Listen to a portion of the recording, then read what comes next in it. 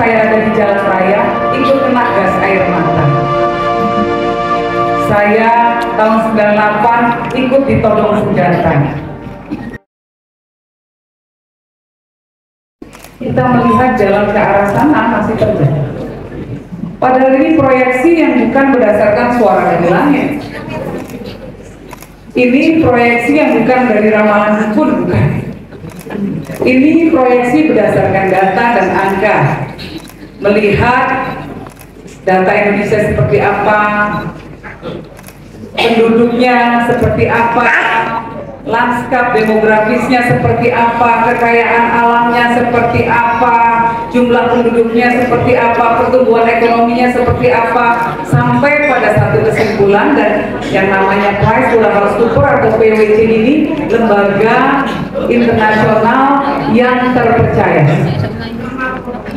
dan sudah membuat perkiraan pasti akan jadi negara kaya. Mungkin yang belakang nggak kelihatan, mas-masnya duduk aja.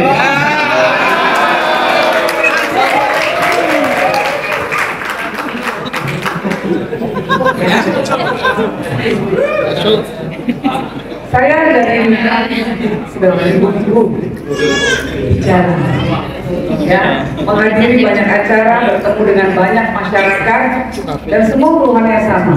Kalau memang Indonesia ini negara kaya, kenapa kami masih merasa miskin? Kenapa kami belum sejahtera? Kenapa kalau mau nyekolahkan anak masih susah? Kenapa di kampung kami kalau ada sakit sedikit namanya jadi sadikin, sakit sedikit miskin? Padahal Indonesia negara kaya. Sekarang pun Indonesia sudah kaya. Indonesia negara di dunia ini ada ratusan. Dan Indonesia masuk dalam 16 negara terkaya di dunia. Tapi rakyatnya belum sejahtera. Masih lebih dari 40% warga kita yang masih masuk kategori tidak sejahtera. Ada yang masuk dalam kategori absolute poor, yang miskin banget. Ini kategorinya Bank Dunia. Ada yang masuk kategori near poor, hampir miskin. Ada masuk kategorinya prone to poor, rentan menjadi miskin. Ini semua kalau dikelompokkan jadi satu, jumlahnya lebih dari 30%. Lebih dari 30% dari 280 juta penduduk Indonesia itu besar. Minimal puluhan juta. Jadi kalau bapak-bapak, ibu-ibu, mas-mas, mbak-mbak merasa belum sejahtera, ya memang itu angkanya memang seperti itu, jelas. Dari angkanya sudah terefleksikan dalam realita kehidupan di masyarakat. Ya, pertanyaannya adalah kenapa kita negara kaya?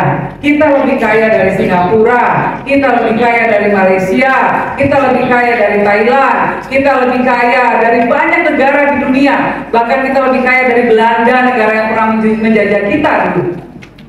Kok rakyatnya belum sejahtera?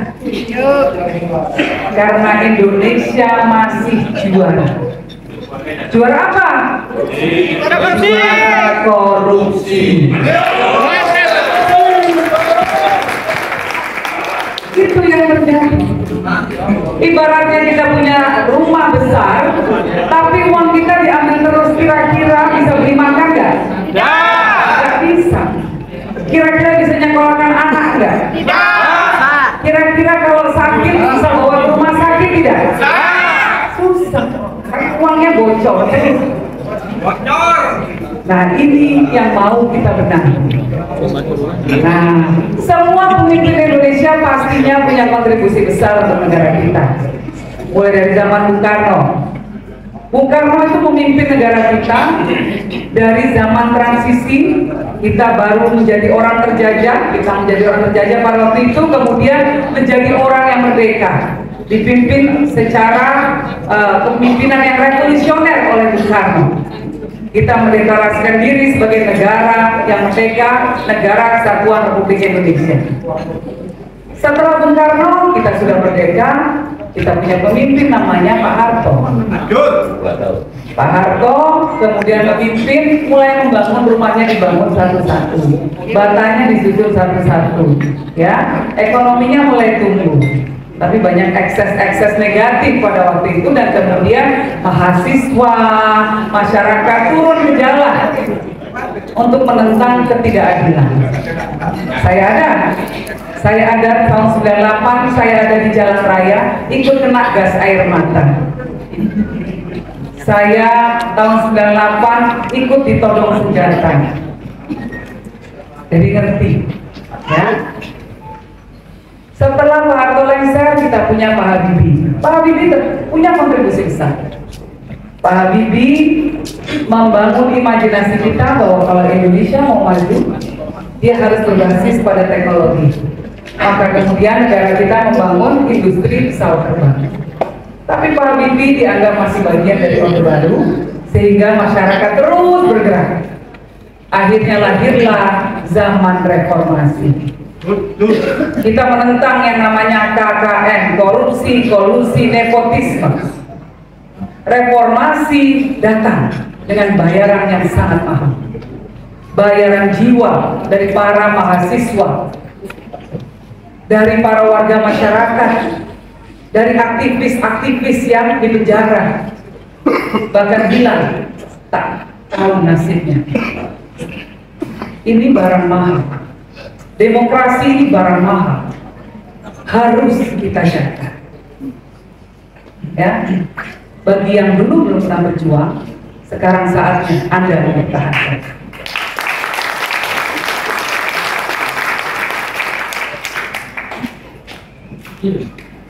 Setelah Pak Habibie, lalu kemudian Gus Dur terpilih secara demokratis pertama kali, dan Gus Dur memberikan kontribusi besar buat negara kita, membangun fondasi untuk demokrasi, di mana semua suara rakyat setara. Mau anaknya tukang parkir, mau anaknya menteri, mau anaknya presiden, semuanya setara di mata hukum. Tidak boleh ada rekayasa apapun. Itulah demokrasi. Hidup Gus Dur! Gus Dur juga meletakkan dasar tentang toleransi. Semua umat beragama punya hak yang sama untuk beribadah secara tenang. Dialog antar agama dikuatkan. Waktu Gus Dur memulai pertama kali banyak dihujat dan dicaci, tapi sekarang malah justru menjadi tren di seluruh dunia.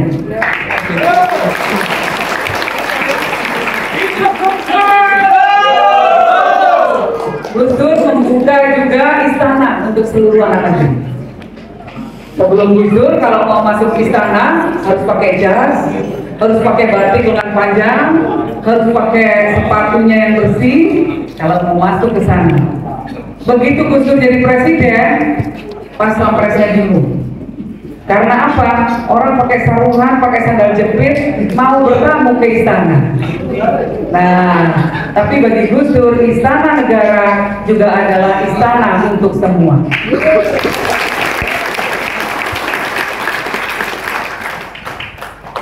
Gus Dur dilanjutkan oleh Ibu Megawati. Ibu Megawati membangun banyak peranata-peranata, terutama untuk pemberantasan korupsi.